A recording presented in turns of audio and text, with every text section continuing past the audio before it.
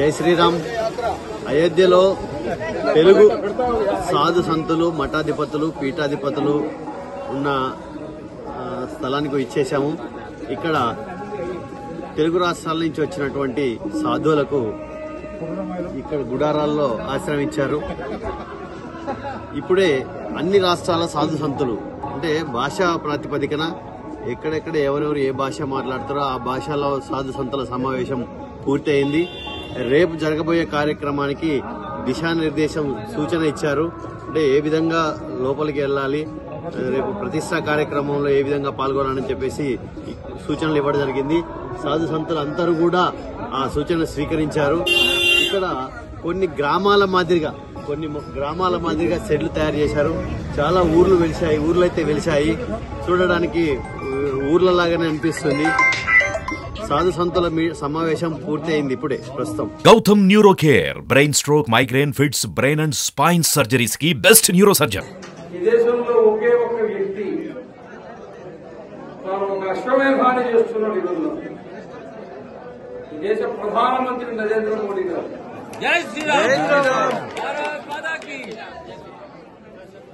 నాసిక్ నుంచి ప్రారంభించి లేపాక్షికి వెళ్లి, లేపాక్షి నుంచి శ్రీరంగానికి వెళ్లి, మధ్యలో ఇంకా కొన్ని క్షేత్రాలను దర్శించి కేరళకు వెళ్లి, కర్ణాటకకు వెళ్లి, నిన్నటి రోజున రామేశ్వరంలో మన దేశ ప్రధానమంత్రి చరిత్రలో మొట్టమొదటిసారి 12 బావుల్లో నీళ్లు నెత్తి మీద పోసుకుని తడి బట్టలతో రామేశ్వర స్వామి దేవాలయంలో ప్రదక్షిణ చేశారు.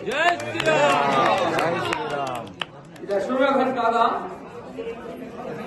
ఈ దేశం కోసం ఏం చేయాలయా? ఇంకా ఈ దేవాలయం యొక్క భవ్యమైనటువంటి భవిష్యత్తు, ఈ దేవాలయ కేంద్రంగా ఈ దేశం, ఈ ప్రపంచం యొక్క భవిష్యత్తు 1,00,000 సంవత్సరాలు ఎలా ఉండాలనేదానికి ఒక ఆధ్యాత్మిక పునాదిని ఏర్పాటు చేసే బ్రహ్మాండమైనటువంటి యజ్ఞాన్ని, తపస్సును, తన జీవితాన్ని ధారపోస్తున్నాడు నరేంద్ర మోడీ కాదా?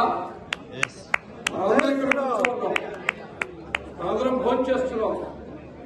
ఒక కర్మఠుడై, కర్మజీవి ఈ రోజున మొత్తం భారతదేశాన్ని ఆదిశంకరాచార్యుడు, రామానుజాచార్యుడు, ఒక మధ్వాచార్యుడు కావచ్చు, జైనుడు కావచ్చు, బుద్ధుడు కావచ్చు, బసవేశ్వరుడు కావచ్చు, అన్నీ తానై ఈ రోజున చివరికి తానే శ్రీరాముడే ఈ దేశానికి పరిక్రమ, ఆంజనేయుడు తానే, రాముడు తానే.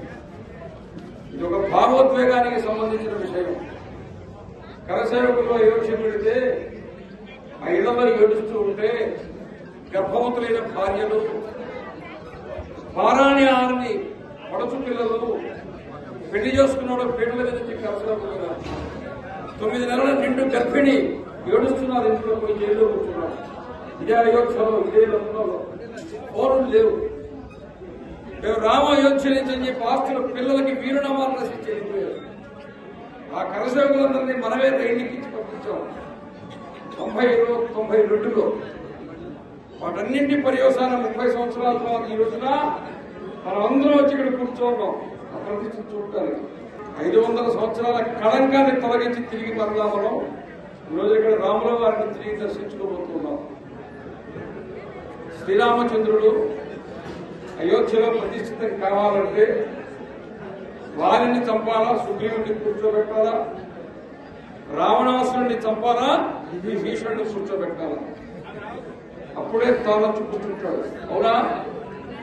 ఈరోజు తన దేవాలయాన్ని ఎవరు ధ్వంసం చేశారో ఆ మతానికి చెందినటువంటి యునైటెడ్ అరబ్ ఎమిరేట్స్ లో స్వామినారాయణ ట్రస్ట్ వాడు దేవాలయం కట్టిస్తే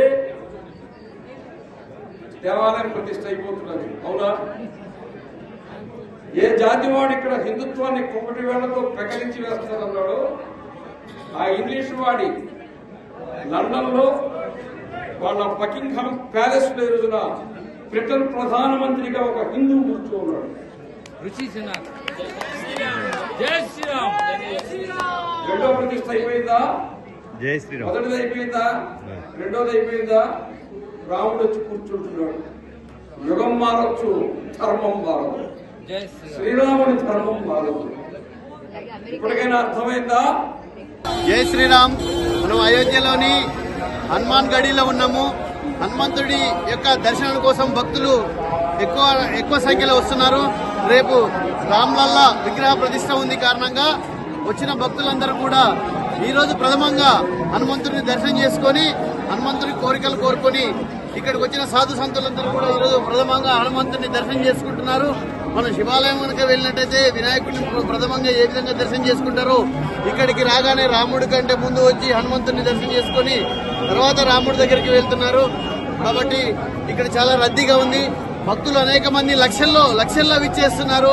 ప్రభుత్వ అధికారులు చెప్తున్నారు ఇక్కడికి రాకండి, ఇబ్బంది పడతారని చెప్తున్నారు. అయినా కూడా ఎన్నో వందల సంవత్సరాల కళ నెరవేరుతుంది కాబట్టి ప్రజలు ఆగకుండా తండోపతండాలుగా విచ్చేస్తున్నారు. కాబట్టి అందరూ వీక్షించండి.